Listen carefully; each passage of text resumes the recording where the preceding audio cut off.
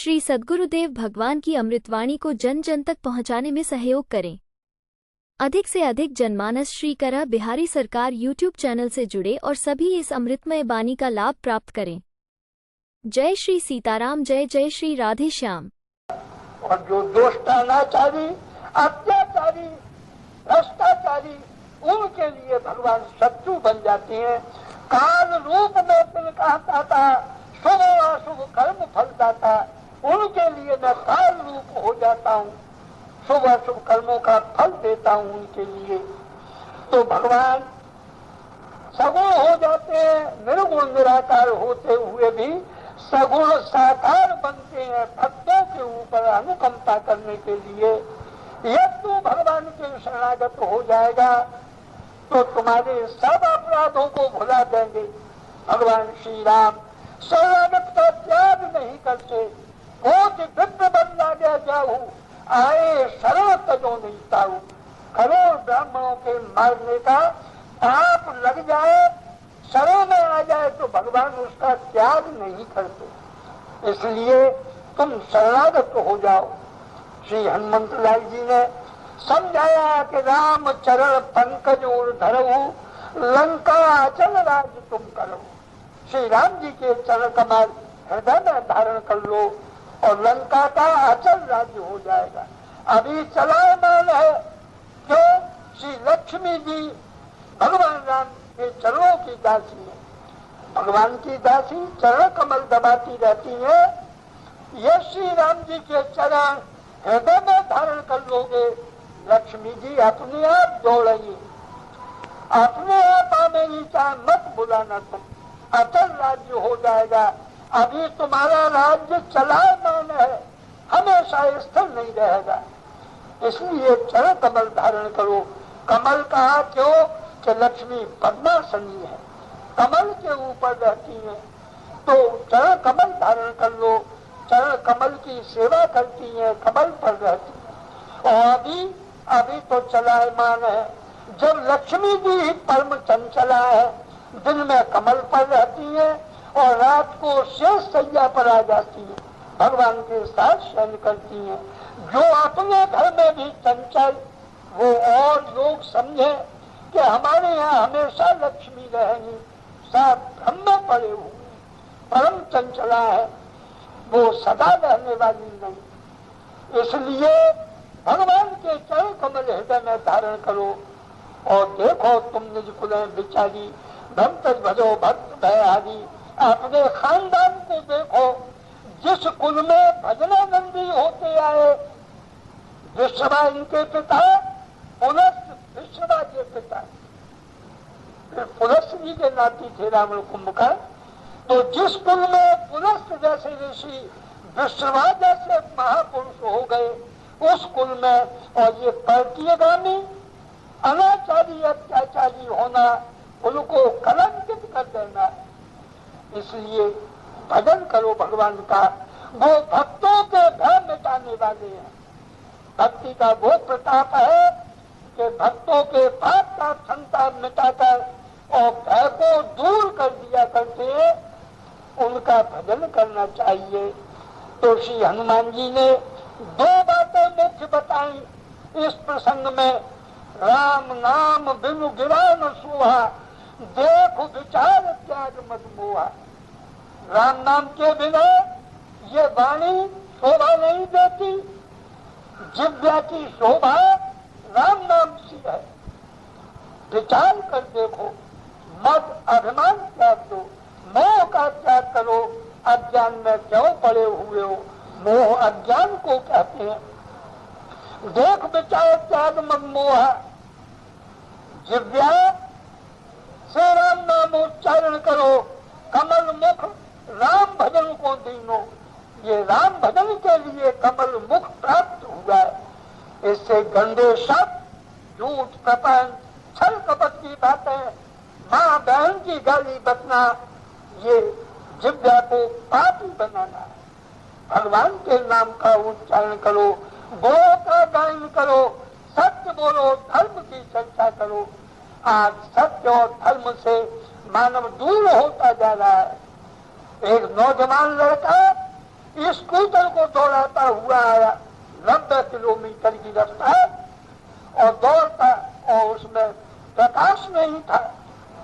एक बुड्ढे ने कहा कि अरे भाई क्यों मरने का ठाट कर रहा है, प्रकाश नहीं है इसमें।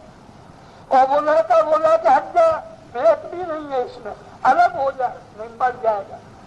बुड्ढे ने कहा कि देखो, न तो प्रकाश और न ब्रेक, दुर्गति होगी।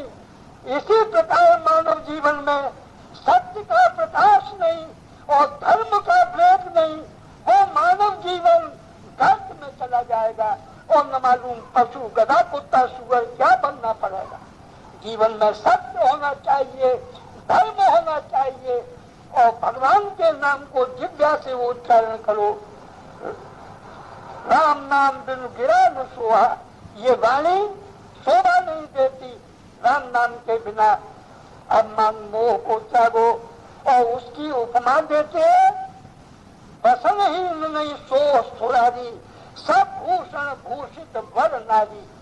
बिना वस्त्र के बिना स्त्री शोभा नहीं देती, चाहे अलंकारों से अलंकृत कर दो, हीरा पन्ना जवाहरात सोना चांदी लाद दो फसेरियों, पर एक साड़ी मत पहनाओ, नंग धरंगी चुड़ैल सी मालूम पड़ेगी। इसी प्रकार चाहे कैसा ही अच्छा साहित्य हो, उसमें बड़े बड़े अलंकार अनुप्रास भाव विभाव अनुभव स्थायी संचारी रसादिक हो, साहित्य बहुत कुछ युक्ति युक्त हो, परंतु भगवान का नाम नहीं है तो नग्न स्त्री के समान त्याज्य है। नंगी स्त्री को देखने से पाप लगता है। जिस समय कोतला बाणासुर की मां थी और कोतला ने सोचा क्या मेरा बेटा मारा जाएगा कृष्ण भगवान के द्वारा, तो नंगी होकर फाटक से निकलकर कृष्ण भगवान के सामने आ गई। भगवान कृष्ण ने नीचे को आंखें कर ली, हथियार डाल दिए और बाणासुर भागकर महल में घुस गया। इस तरह फिर कोतला लौट आई और अपने बेटा के प्राण बचा लिए।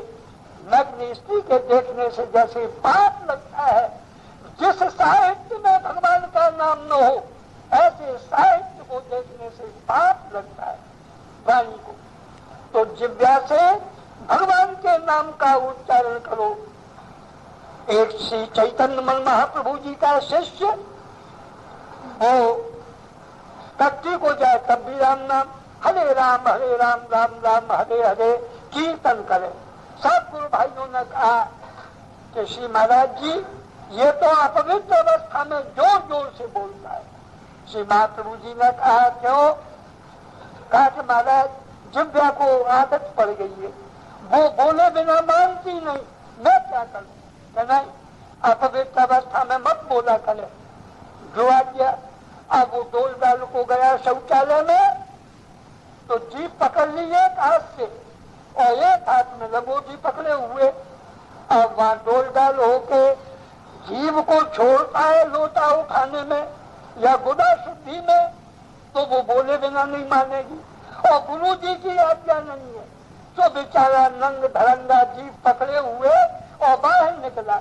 अब गुरु भाई बोले कि आज तो और भी ज्यादा स्वांग बना रहा है, महाराज जी देखो नंगा निकला है और जीभ पकड़े।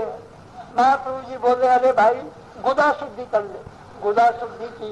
ये क्या किया कि महाराज वो माने नहीं बोले बिना, सो हाथ से पकड़ ली। अब एक हाथ से कैसे शुद्धि करता, तो बाहर निकल आया। अब मैंने शुद्धि कर ली।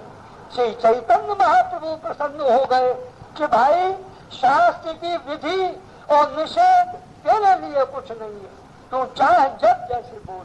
जिसकी जिह्वा को इतना भगवान नाम का चस्का लग जाए कि एक क्षण को भी नाम बिना लिए न रह सके, वो चाहे जैसे बोले। और आज से हम तुझसे गोपाल गुरु कहा करेंगे, गोपाल गुरु कहने लगे। राम नाम वाणी से लो, तभी इस वाणी की शोभा है।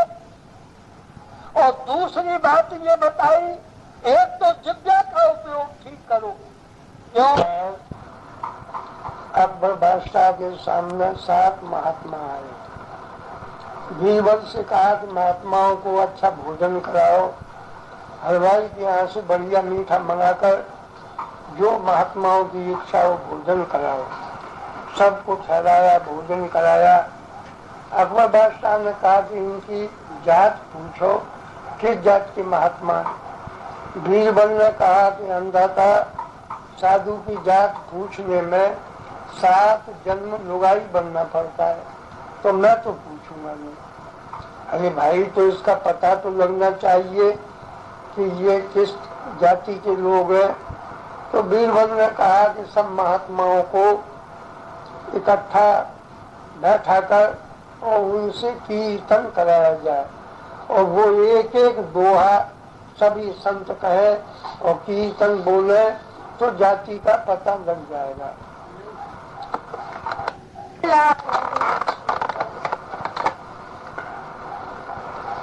पहले महात्मा एक दुआ कहने लगे, राम नाम लड्डू गोपाल नाम घी और कृष्ण नाम मिश्री तो घोर घोर पीऊ। मोरे मस्ता भगतवा राम कहो रे, मोरे मस्ता राम कहो श्याम कहो रे, मोरे मस्ता भगतवा मोरे मस्ता भगत। बीरबल ने कहा तो हुजूर बाबा जी हो गए हैं पर ब्राह्मण है, ये खाने पीने की बात अभी नहीं भूले। राम नाम लड़ुआ है, गोपाल नाम घी है, कृष्ण नाम मिश्री है, तो खाने पीने की बात कर रहे हैं।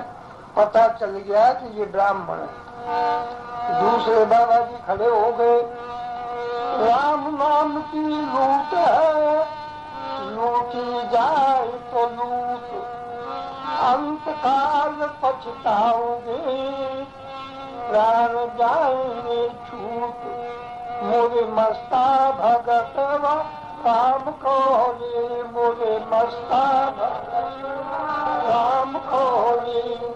बीरबल ने कहा तो हुजूर ये ठाकुर है, क्षत्रिय जात के है, बाबा जी भले ही हो गए पर लूट मार की बात अभी भूले नहीं है। बाबा पन्ने में भी राम नाम की लूट बताते हैं कि जिससे लूटा जाए लूट लो।